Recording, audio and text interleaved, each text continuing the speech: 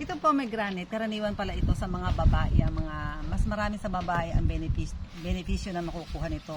Unang-una pala sa mga kababaihan, yung mga mahina, yung fertility nila, ito ay magpapa-fertile sa inyo, itong pomegranate. Sa mga, yung bang matagal-tagal bago magkaanak, ay makapagpapa-fertile itong pomegranate kapag ito ay ating kinakain.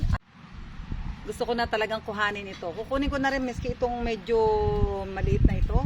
Para pala siyang bayabas ang itsura niya. Teka ito, tingnan nga natin yung... Nako, ako'y tuwan-tuwa sa aking anak at itinira niya sa akin ito. O ang kanyang itsura ay parang bayabas. Atin itong kakainin at bubuksan na. Ngunit kukunin ko pa itong isa. Itong isa. Okay na ba itong kunin? Itong, ay masyadong bubot. Para talagang bayabas ito, nakakatuwa itong maliit. Oh. Pati yung pinaka-crown niya. Parang bayabas. Try na natin, sabi na anak ko, kunin mo na lahat mami. At atin na itong bubuksan at atin titikman. Ito yung pomegranate talaga. Alam natin na ito yung red. Pero ito yung clear pomegranate na granada. Tingnan natin ba't tinatawag itong clear. Hindi ito yung red. Kasi ito yung clear na pag binuksan natin ay makikita natin kulay puti. Itong pomegranate, karaniwan pala ito sa mga babae, mas marami sa babae ang benepisyo na makukuha nito. Unang-una pala sa mga kababaihan, yung mga mahina, yung fertility nila, ito ay magpapa-fertile sa inyo, itong pomegranate. Sa mga, yung bang matagal-tagal bago magkaanak, ay makapagpapa-fertile itong pomegranate kapag ito ay ating kinakain. Ayon nga sa research, talaga ito ay makagbibigay sa inyo ng baby.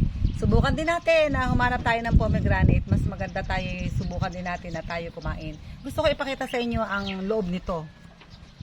Sayang nga ito ay hinog na. At itatry natin ang kasi ang nakikita natin karaniwan nito ay kulay pula. Ito ay ganito na talaga siya. Kaya nga clear ay kulay dilaw. Hindi siya yung pula. Mas attractive siyempre yung pula, pero yung lasa niya hindi naman siya nagkakahiwalay. Subukan natin kainin. Paano ba? Yan. Okay, tala natin.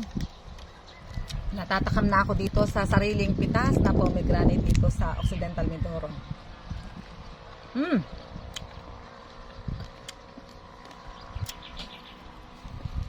Yung lasa niya ay maasim-asim pero parang imported din ang talagang lasa. Masarap pala tayo nakain din ng pomegranate na native. Kulay dilaw.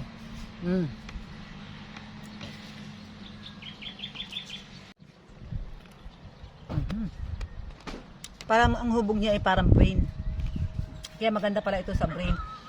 Yung hubog niya ay bayabas na bayabas. Para din ikaw kumain ng buto ng bayabas na matigas na bubot.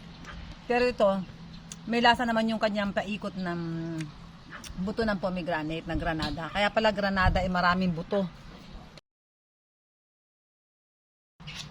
Yung buto niya, yung pinakaloob. Yung pakiramdam ko, kumakain ako ng buto ng bayabas. Kaya subukan natin na tayo kumain ito para yung mga kababaihan na hindi gano'ng ma-fertile ay maganda itong pomegranate. At sa mga tao na medyo makakalimutin na dahil ito ay mahusay sa brain natin, brain function, ay ayos na tayo kumain ito. Kahit ito ay bubot, native lamang, ay subukan nating magtanim ng pomegranate. Kaya maraming pong salamat sa mga ka-natural ni Pastor Vito.